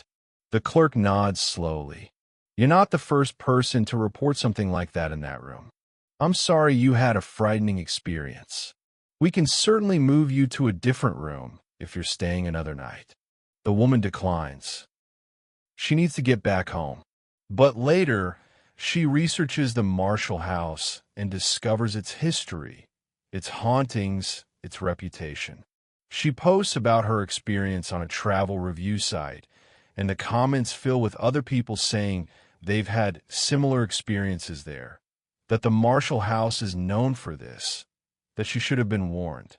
Account 3, 4th floor hallway, December 2024. A family with 2 young daughters, ages 6 and 9, stays at the Marshall House during the Christmas season. They're excited to see Savannah's holiday decorations, the lights and trees and the squares, the festive atmosphere. They've booked 2 connecting rooms on the 4th floor. The first night, around 11 p.m., after the girls have gone to bed in one room and the parents are watching TV in the other, they hear giggling in the hallway. Child's giggling, the sound of kids having fun, playing some game. The father opens the door to tell whoever's out there to quiet down. It's late, and finds an empty hallway. Nobody there. He walks to the end of the hallway, checks the stairwell, checks the elevator area. Nobody. He returns to the room, puzzled but not concerned. Maybe the sound came from a different floor, echoed up through the building somehow. An hour later, they hear it again. This time it's unmistakable. Children running in the hallway, the sound of small feet, multiple children, laughing, playing. The father opens the door immediately. Empty hallway. But the sound continues for a few more seconds, moving away from him down the hallway, and then stopping abruptly. Now he's concerned. He calls the front desk. "Are there other children on this floor? There's been a lot of noise in the hallway." The desk clerk checks the computer. "Sir, you're the only guest on the 4th floor with children. And according to our records, there are no other children registered in the hotel tonight at all. Then who am I hearing running around?" Brief pause. Then, carefully, "Sir, you're staying in a historic hotel with a long history. Some guests report unusual occurrences. If you're uncomfortable, we'd be happy to move you to a different floor." The father declines. They stay. But for the rest of their visit, multiple times each night, they hear children in the hallway. Running, laughing, playing. Each time they check, the hallway is empty. On the last morning, as they're packing to leave, the 6-year-old mentions that she made friends with the other kids staying at the hotel. The mother asks what other kids. The daughter says the ones who were playing in the hallway at night. "They wanted me to come play, but I was already in my pajamas." "What did they look like?" the mother asks, trying to keep her voice casual. "Old-fashioned," the daughter says. "Like they were dressed up for Halloween or something. Old-fashioned dresses and stuff." The parents exchange glances. They don't tell their daughter what they've learned about the Marshall House, about the yellow fever victims, about the children who died here. But they also don't forget that conversation, the matter-of-fact way their daughter described playing with ghost children, how she mentioned they wanted her to join them, and how grateful the parents feel that their daughter was already in her pajamas and didn't follow. Account 4. Multiple locations, June 2025. A paranormal investigation team, 6 members with professional-grade equipment, books several rooms for a weekend specifically to investigate the Marshall House. They have EMF meters, digital voice recorders, full-spectrum cameras, thermal imaging equipment. They've investigated dozens of reportedly haunted locations. They're professional, methodical, scientifically minded. They set up base camp in one room, deploy equipment throughout their rooms and the hallways, and begin their investigation after midnight when the hotel has quieted down. The results are remarkable. In room 414, their EMF meters show consistent spikes around the bed area, readings that suggest electromagnetic fluctuations with no apparent source. Their thermal imaging shows cold spots moving through the room, areas where the temperature drops 10 to 15 degrees below ambient, moving in patterns that don't correspond to air conditioning vents or windows. On their digital voice recorders, they capture EVP, electronic voice phenomena, unexplained sounds and voices. In response to questions, they get what sounds like answers. What is your name? Pause. On playback, a faint voice.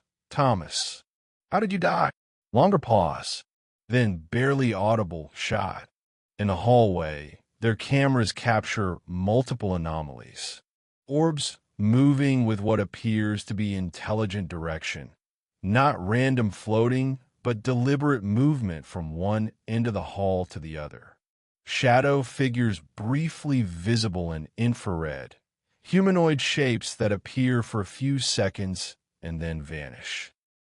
One investigator, a woman who describes herself as sensitive to paranormal activity, reports feeling a presence following her throughout the night.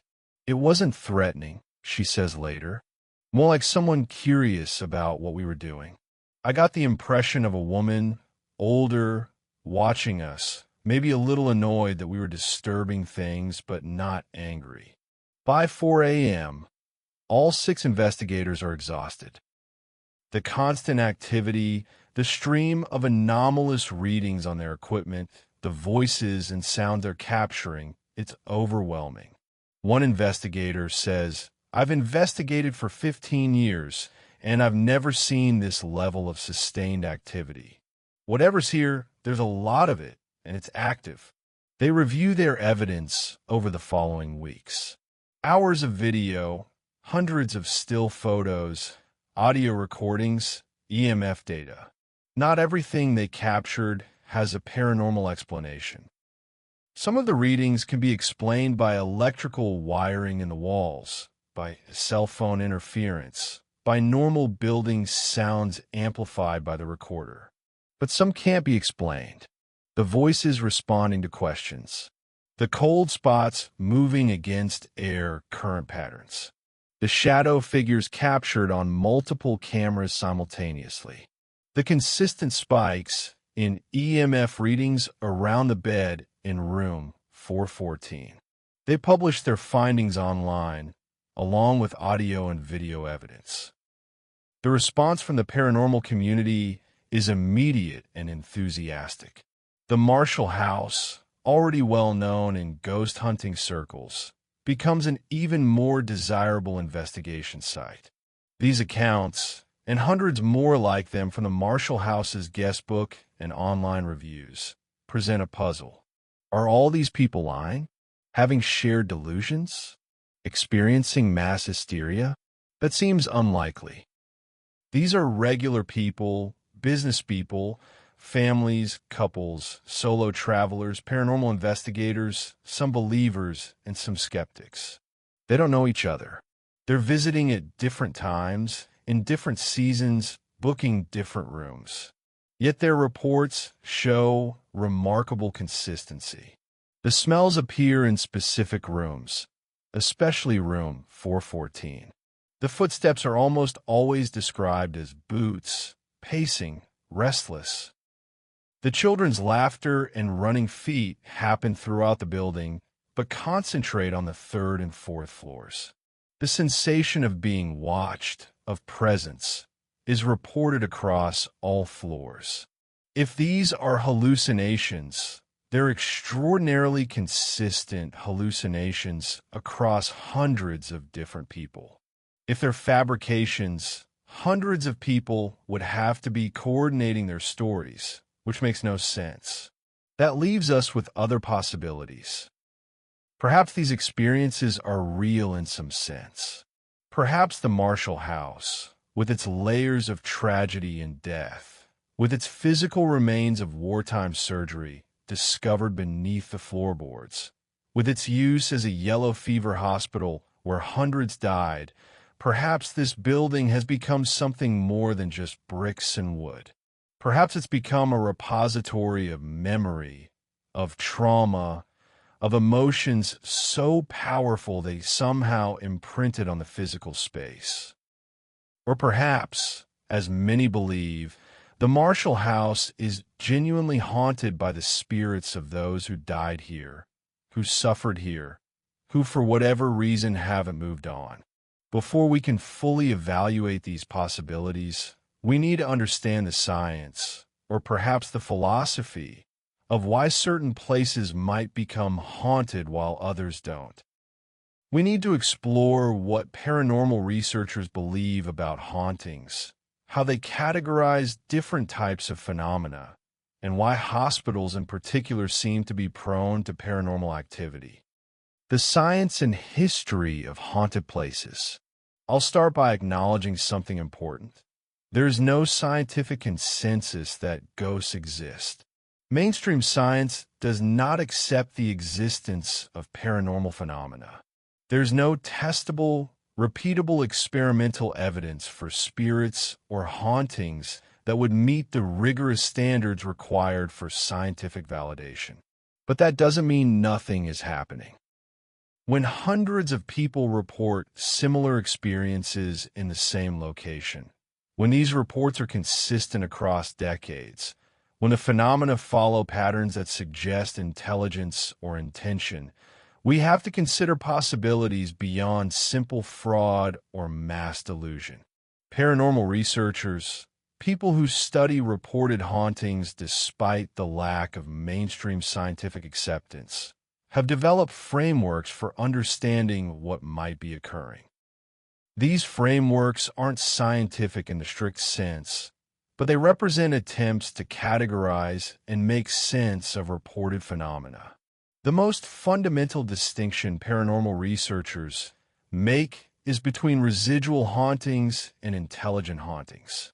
Residual hauntings are like recordings.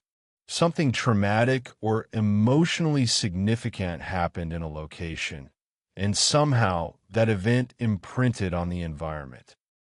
The haunting plays back like a tape loop, repeating the same scene or sounds or sensations over and over. The entity in a residual haunting doesn't interact with the living. It doesn't respond to questions, doesn't change its behavior, doesn't seem aware of observers. It's simply replaying an echo of past trauma. The stone tape theory, proposed by British archaeologist T.C. Lethbridge in the 1960s, suggests a mechanism for residual hauntings. Lethbridge theorized that certain materials, particularly stone and water, might be able to record and play back intense emotional or traumatic events, like a magnetic tape recording sound. Perhaps crystalline structures in stone can record the electromagnetic signatures of powerful emotions or events and then play them back under the right conditions. Is this scientifically plausible? Honestly, we don't know. We don't understand enough about consciousness, about the relationship between brain activity and subjective experience, about whether emotions produce measurable effects on the physical environment. But the stone tape theory provides a framework that doesn't require supernatural intervention. It suggests that hauntings might be physical phenomena we simply don't understand yet. Many reported hauntings of the Marshall house could be residual. The footsteps pacing in room 414, for example.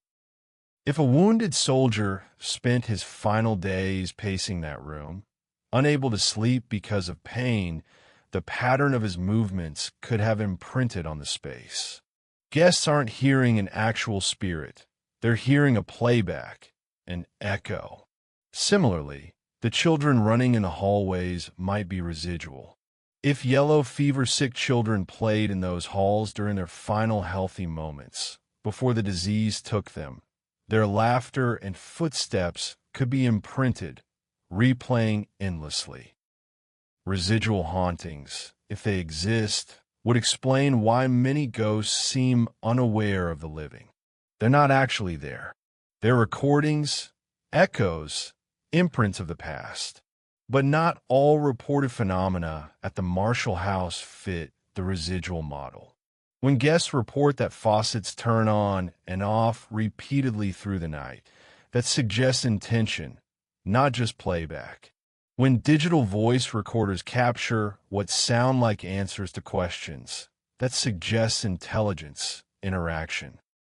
When people feel touched by unseen hands, when objects move, when the phenomena seem to respond to the presence or actions of guests, we're dealing with something different. This is what paranormal researchers call an intelligent haunting. These are spirits that seem aware, interactive, capable of responding to the living. They may be trying to communicate, seeking help, reliving trauma, or simply unwilling to leave a place that was important to them in life. Mary Marshall appearing to walk the halls, seemingly inspecting her hotel, would be an intelligent haunting. She seems aware of her surroundings, moving with purpose, even if she doesn't interact directly with guests who see her. The Union soldier searching for his arm would be intelligent, desperately seeking something taken from him, still try to complete some task or find something lost. Are intelligent hauntings spirits of the dead, consciousness somehow persisting after bodily death? Or are they something else, some kind of emotional or psychological remnant that can interact with the living through mechanisms we don't understand? These are questions science can't currently answer because we don't have tools to definitively detect or measure consciousness separate from brain activity. We can't prove spirits exist, but we also can't prove they don't. What we can do is look at patterns and try to understand why certain locations, like the Marshall house, seem more prone to paranormal reports than others. Hospitals are notoriously haunted. Not all hospitals, but many, especially older ones with long histories. Paranormal researchers suggest several reasons why this might be. First, hospitals are places of intense emotion. People die in hospitals, often after suffering, often in fear or pain. Family members experience grief, despair, sometimes relief if death ends suffering. These intense emotions, concentrated in specific locations over years or decades, might create conditions for hauntings. Second, hospitals have a high death rate in a concentrated area. While people die at home, in car accidents, in countless locations, hospitals see a disproportionate number of deaths in a small space. If we accept the premise that some deaths lead to hauntings, locations with many deaths would logically have more ghosts. Third, unexpected or traumatic death seems to correlate with haunting reports. People who die peacefully, surrounded by loved ones, after long lives, don't seem to become ghosts as often as people who die suddenly, violently, or before their time. Hospitals, especially Civil War hospitals, saw enormous numbers of traumatic deaths. Young soldiers suffering agonizing injuries, enduring crude surgeries, dying far from home. If any deaths would create spirits, these seem like good candidates. The Marshall House fits these patterns perfectly. It served as a hospital multiple times, twice during yellow fever epidemics and during the Civil War. Each time, many people died within its walls, often after great suffering, often young, often far from home. The building absorbed years of trauma, fear, pain, grief. Add to this the discovery of amputated limbs beneath the floor. Physical remains hidden, forgotten, a tangible connection to past trauma. Many paranormal researchers believe that disturbing remains or locations of death can increase paranormal activity. The renovation that uncovered those limbs coincided with increased reports of hauntings. Coincidence? Perhaps. Or perhaps disturbing that hidden evidence of past trauma somehow awakened or intensified whatever spiritual presence existed in the building. There's also the issue of Savannah's unique geography and history. The city was built on a bluff overlooking the Savannah River, but much of it is built on filled dirt, on top of marshland, on top of old burial grounds. Colonial Park Cemetery, one of Savannah's oldest, is surrounded by streets built over unmarked graves. Calhoun Square sits atop what was once a burial ground for enslaved people and yellow fever victims. Throughout the city, construction projects routinely uncover human remains that were buried and forgotten. Savannah is literally built on top of the dead. Thousands of bodies lie beneath streets, squares, buildings, and homes. This has led some researchers to suggest that the entire city has a high baseline level of paranormal activity, that the sheer number of unmarked graves and forgotten dead creates an environment where hauntings are more common. Whether that's true is debatable, but it's undeniable that Savannah has an unusually high concentration of reportedly haunted locations for a city its size. The Marshall House is just one of dozens of hotels, restaurants, homes, and public buildings where guests regularly report paranormal experiences.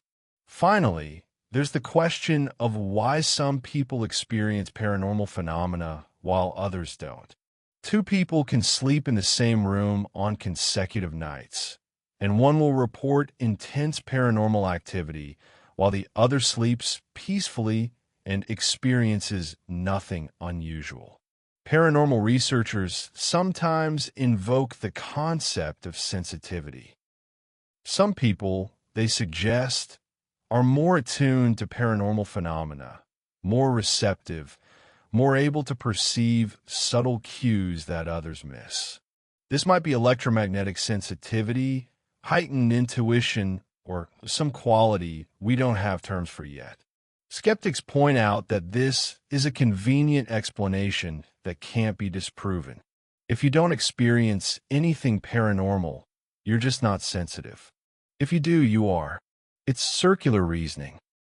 But there's no denying that people respond differently to the same environment.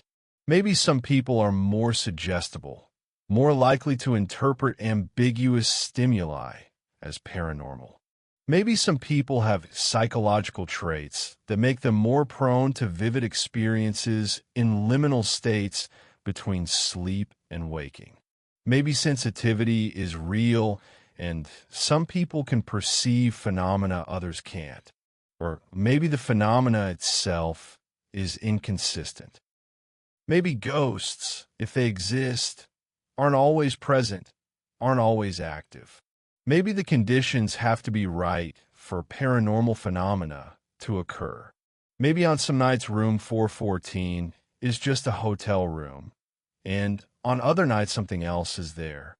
We don't know. And that uncertainty, that mystery, is part of what makes places like the Marshall House so fascinating. What we can say with confidence is that the Marshall House, with its documented history of death and suffering, its physical evidence of wartime surgery hidden beneath floorboards for over a century, its consistent reports of specific phenomena from hundreds of different guests, represents one of the more compelling cases for paranormal activity in the United States. It's not proof.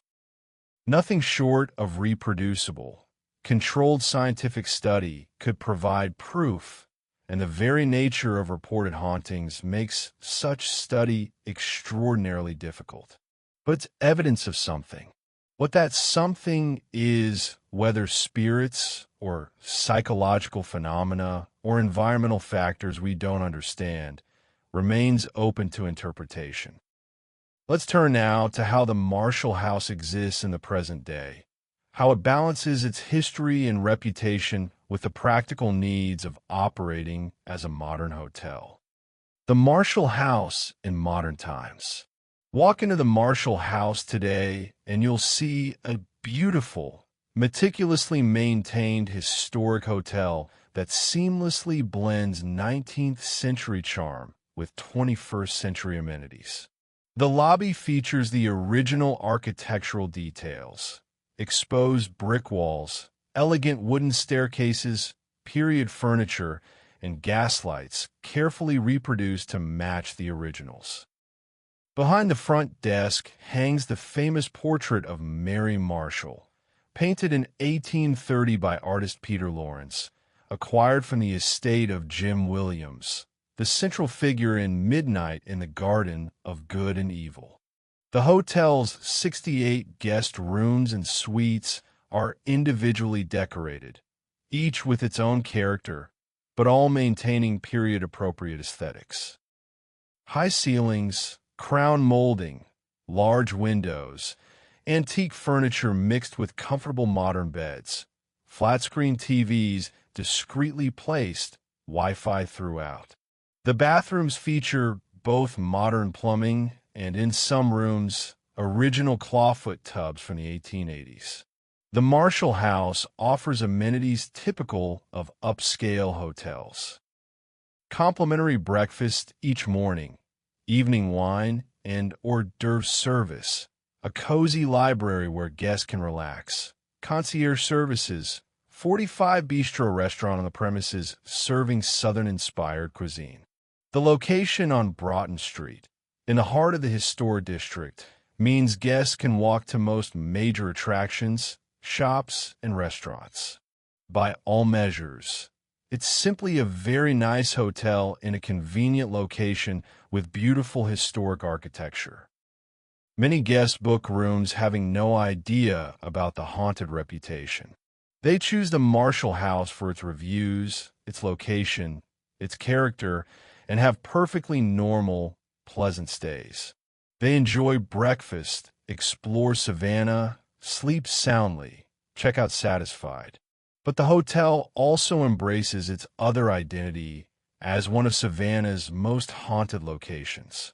This is a delicate balance. The Marshall House doesn't want to frighten guests who aren't interested in paranormal activity, doesn't want families with young children to feel unsafe, doesn't want to create an oppressive or scary atmosphere. But they also acknowledge that the hauntings are part of their identity, part of what makes them unique. So they handle it with Southern grace, open, honest, but not sensationalizing. On the hotel's website, there's information about the history, including the Civil War hospital use and the discovery of human remains during renovation. There's acknowledgement that some guests have reported unusual occurrences and that the Marshall House has been featured on several paranormal television programs. But it's presented matter-of-factly, not with dramatic horror movie language. If you call to book room 414, the desk staff will mention that it's the most requested room for paranormal enthusiasts and ask if you're booking it for that reason or would prefer a quieter room. If you report unusual activity during your stay, they'll listen respectfully, neither encouraging you to leave nor dismissing your experience. They might move you to a different room if you're uncomfortable. No questions asked, no extra charge. The hotel hosts periodic talks in their library about Savannah history and the Marshall House specifically. These presentations are informative, historically accurate, acknowledging the hauntings without sensationalizing. Guests who attend get context for the building they're staying in, learn about Mary Marshall and the yellow fever epidemics and the Civil War hospital use, and can ask questions in a respectful environment. Multiple ghost tour companies stop at the Marshall House as part of their nightly tours through Savannah. Guides stand outside, telling stories about the hotel's history and hauntings, pointing at windows, describing what guests have reported. The hotel cooperates with these tours, but doesn't actively promote them. It's a symbiotic relationship. The tours help establish the Marshall House's reputation as a historic haunted location, and the hotel provides content for the tours. On the third floor, the hotel maintains a small museum featuring Civil War artifacts, historical photographs, documents, and newspapers from the period when Savannah was occupied by Union forces. It's a tasteful, educational display that gives guests deeper understanding of what happened in this building and this city during that tumultuous time. The Marshall House has received numerous accolades. USA Today readers voted it among the top haunted hotels in America multiple times. Travel Plus Leisure included it in their list of most haunted hotels. The Travel Channel has featured it in multiple programs about haunted locations. Savannah Magazine has named it Best Boutique Hotel. TripAdvisor consistently rates it highly for both its hospitality and its historical significance. Current ownership by HLC Hotels, which also operates several other historic Savannah properties, including the Kehoe House, another notably haunted location, ensures professional management that understands how to balance preservation, hospitality, and the unique challenges of operating a reportedly haunted hotel. The staff are trained to handle paranormal reports professionally. When a guest mentions unusual activity, staff members listen, take it seriously, document it, but don't embellish. They've all had their own experiences in the building. Many have worked there for years and have stories of their own encounters. Footsteps heard when they're alone in the building, faucets turning on repeatedly, doors opening after being closed, cold spots moving through rooms during cleaning. But they're professional. This is their workplace. They're used to it. They might mention their experiences if guests ask, but they don't volunteer dramatic stories or try to frighten people. The Marshall House employs a housekeeper who's worked there for over 15 years. She'll tell you matter-of-factly that she won't clean certain rooms alone anymore, that she plays gospel music from her phone when cleaning room 414, that sometimes she feels watched but has learned to just acknowledge it and continue working. The hotel attracts a diverse clientele. History buffs come for the period architecture and the Civil War Museum. Paranormal enthusiasts come hoping for ghostly encounters. Families come for the convenient location and the charm. Business travelers appreciate the Wi-Fi and workspace. Wedding parties book blocks of rooms for destination weddings in romantic Savannah. Many guests have no idea about the hauntings when they check in. They might notice the Mary Marshall portrait, might wonder briefly who she was, but they're focused on sightseeing, meals, their vacation plans. They sleep soundly, enjoy their stay, leave positive reviews about the friendly staff and great location. Others come specifically for the hauntings, book room 414 or other reportedly active rooms, set up recording equipment, stay up half the night hoping for experiences they can share on YouTube or paranormal forums. Some of these guests report intense activity. Others experience nothing unusual and leave slightly disappointed, but still appreciating the historic atmosphere. The hotel has learned to accommodate both types of guests. If you want information about the hauntings, they'll provide it. If you want to completely ignore that aspect and just enjoy a historic hotel, they'll accommodate that too. One interesting phenomenon is repeat guests who come back year after year, specifically for the paranormal aspect. The Marshall House has developed a small but loyal following of people who find the reported hauntings fascinating rather than frightening, who see staying here as a unique experience they can't get anywhere else, who enjoy the thrill of sleeping in a genuinely haunted room while knowing they're perfectly safe and can check out anytime they want. These repeat guests often book the same rooms, say hi to staff they've gotten to know over multiple visits, swap stories with other paranormal enthusiasts they meet in the lobby. For them, the Marshall House isn't creepy or frightening. It's familiar, almost comfortable, a place where the paranormal is normalized and accepted rather than feared. From a business perspective, the haunted reputation has proven to be an asset rather than a liability. The Marshall House's occupancy rates are consistently strong. Being featured on paranormal television programs brings awareness. Being listed on most haunted hotels articles generates bookings. The unique character, the documented history, the consistent reports of specific phenomena, all of this makes the Marshall House stand out in a city full of historic hotels. But the hotel's success isn't just about ghosts. It's about hospitality, about maintaining a beautiful property, about professional service, about being a responsible steward of a historically significant building. The paranormal reputation brings people in, but the quality of the experience is what earns positive reviews and repeat visits. The Marshall House also plays a role in Savannah's broader tourism economy. Ghost tours are a significant part of Savannah's tourist industry, bringing millions of dollars into the local economy each year. The Marshall House, as one of the most famous haunted locations, serves as a centerpiece for many of these tours. Its documented history gives the ghost stories credibility. Its welcoming stance toward paranormal enthusiasts makes it a reliable stop for tour companies.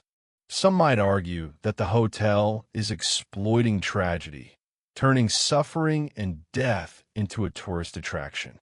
But the Marshall House doesn't manufacture or exaggerate stories. They present documented history.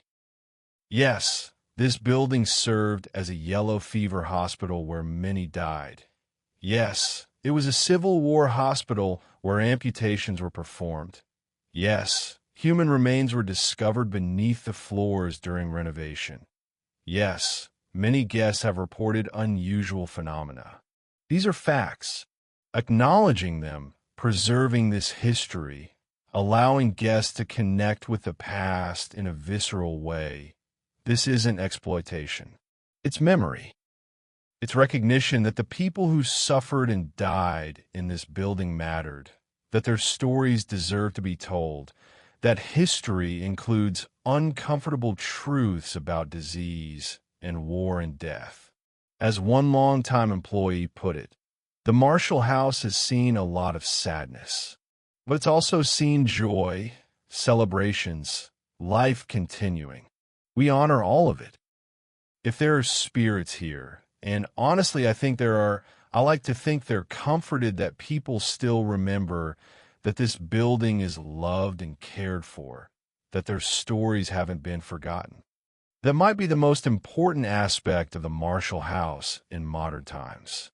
It's a place where past and present coexist, where history isn't just studied but experienced, where the suffering of long-dead people is acknowledged and honored rather than buried and forgotten. Let's end with some final reflections on what the Marshall House represents and what its persistence through time and trauma might teach us. It's nearly dawn now. You've been listening for hours, following the story of the Marshall House from its construction in 1851 through yellow fever epidemics, through Civil War surgery and suffering, through decades of abandonment, through renovation and discovery, through modern reports of ghosts and hauntings that won't be explained away. Your breathing has slowed. Your body has relaxed into the bed. The day's tensions have faded. The questions raised by this story are ghosts real? What causes hauntings? What remains after death? These questions are settling into your mind like gentle snow, soft and cool and thought-provoking, but not demanding immediate answers. Because maybe that's the point. Maybe the Marshall House's greatest lesson isn't about whether ghosts exist. Maybe it's about memory, about how trauma echoes through time, about how places can hold stories, about how the past is never as distant as we think. Consider what we know for certain about the Marshall House. A woman named Mary Marshall built it in 1851, a remarkable businesswoman succeeding in an era when women's options were severely limited. She created something beautiful that has endured for over 170 years. The building served as a hospital during multiple yellow fever epidemics that killed hundreds of Savannah residents. Children died in its rooms. Families were torn apart by disease nobody understood and nobody could cure. Union soldiers, many barely out of their teens, had limbs amputated in makeshift surgical theaters. They suffered and died far from home, their severed arms and legs tossed into a crawl space and forgotten for 130 years. The building closed in 1957 and sat abandoned for over 40 years, accumulating dust and memories in equal measure. Renovation workers in the 1990s discovered human remains beneath the floorboards, physical evidence of long-forgotten suffering. The hotel reopened in 1999, and since then, hundreds of guests have reported consistent phenomena. Smells of decay in specific rooms, footsteps pacing, children laughing in hallways, faucets turning on by themselves, sensations of being touched by unseen hands. These are facts. These things happened.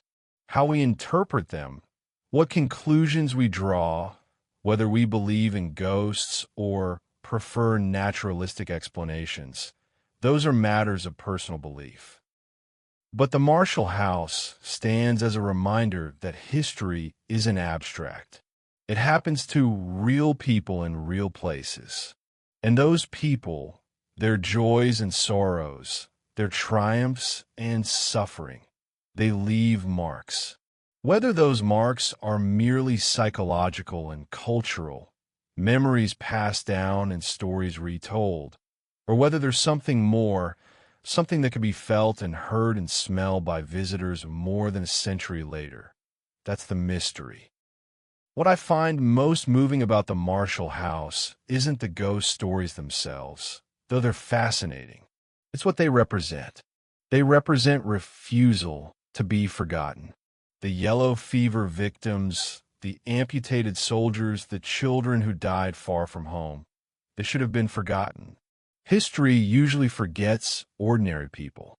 It remembers generals and presidents, but not privates and civilians.